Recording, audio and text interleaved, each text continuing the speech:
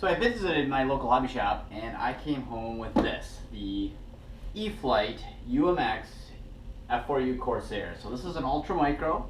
It's the bind and fly version, and I'm really excited because this is my first warbird, my first fighter. I'm excited to get this thing in the air, but first we got to get it out of the box. So, but before we start with that, let's talk about why the Corsair. Well, a couple reasons. One, growing up in the early 80s, my dad was a huge fan of Baba Black Sheep reruns on TV, and I remember reading the book as a kid and reading it again recently. And so I've always been a fan of the Corsair. And in fact, one of my earliest model airplanes I built was like a 1/32nd scale F4U Corsair. My dad had one, and I wanted to build one like his. And so this airplane kind of reminds me of the Corsair that I had as a kid that I built as a model airplane, except for that one obviously didn't fly, and I was probably like 6 years old when I built it.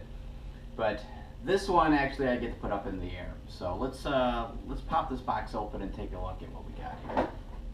So what's nice about these Ultra Micro from E-Flite is that they have this nice box with a kind of a carrying handle on the front here, so that you can actually it's like a little briefcase, a little suitcase to travel with your airplane, and it keeps it pretty safe and secure. So let's pop this thing open here.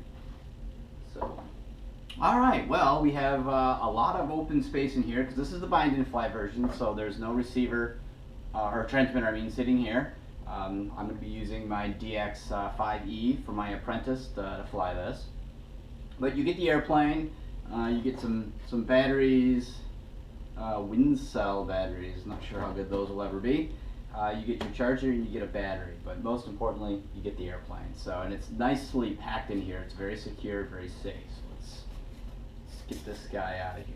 So we got some foam pieces to help protect it. We're just going to move these out of the way here. And there's our Corsair right here. It's amazing how lightweight it is. This is my first Ultra Micro, and so I'm not really familiar with how light these guys really are, but taking a look at it, the attention to detail is really impressive.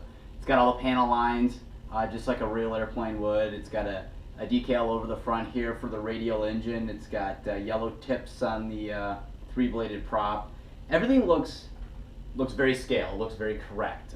In fact, from probably 5-10 feet away, this would probably appear to be a model airplane with a level of scale and detail. Unfortunately, there's no cockpit detail in this guy here. It's just a clear cockpit that's open, so I'm sure I can find a way to deal with that.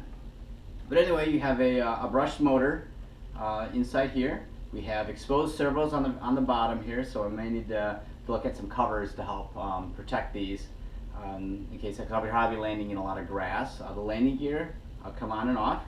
It's got a slot right here for the battery. It's got little decals for the exhaust stacks too, so that's some pretty cool attention to detail. Tail wheel as well, and you see our little linkage here for the elevator, and again the linkage for the rudder. But yeah, overall, just getting it out of the box is very cool. It's a beautiful airplane. As you see, it's got some markings on it already, but there may be more inside the box here. So let's just put this guy out right here, see what else we got. So we mentioned the batteries. We also have a charger,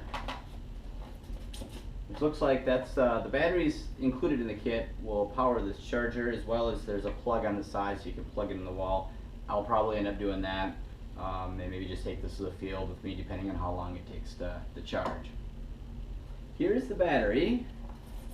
I just say this is a tiny little guy. I'm used to my apprentice battery, which is a brick in comparison to this guy. But this is a 1S, 3.7 volt, 150 milliamp per hour.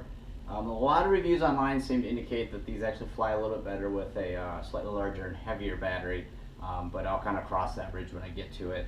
I know a lot of people have had good luck with like the 550 series battery. I'm not sure if I'll actually use this right away, or will I upgrade to a slightly larger battery that's a little heavier, and maybe get the front little nose heavy as well. We'll cross that bridge when it's time to get it out. So take a look at what else we got in here. Everything is very, very nicely packaged, and underneath we have an instruction sheet and some decals. Let's get these guys out. That makes a heck of a lot of noise. Put this back. So, what do we have in here? We have our warnings and disclaimers and instructions for the battery. So definitely want to read all these before we start charging. We have the manual for the Corsair right here. Once again, anytime I get a new aircraft, I do a lot of research online before I purchase it, and I make sure I read the manual. In fact, I already have an advanced copy of this by a PDF from the E-Flite website that I've already begun looking over and highlighting and making my notes in, so that when the aircraft is here, I'm already kind of familiar with how it operates and anything unique like center of gravity and battery placement, things of the sort. But I'll still go through all of this before the airplane goes in the air. And then the decals. So you got two options here. You can either make it look like Pappy Boyington's Corsair or Ike Field's Corsair. I, of course, will be making mine look a lot like Boyington's because, well, that's the book I just got done reading not that long ago, and I've always been a fan of his Black Sheep Squadron. So those are the markings that I'm going to be using on my Corsair, and that pretty much covers what is included in the kit. Now, one thing I like to do to my airplanes is kind of give them a little extra level of realism, and that includes weathering. And where I struggle with the Corsair is this thing is so beautiful outside the box with this, you know, with the top dark blue and the light blue down the side and the white on the bottom. It's almost a shame to weather it, but I know that Boyington's Corsair would have been much dirtier than this. It would have been a filthy mess operating off the islands in the Pacific during World War II.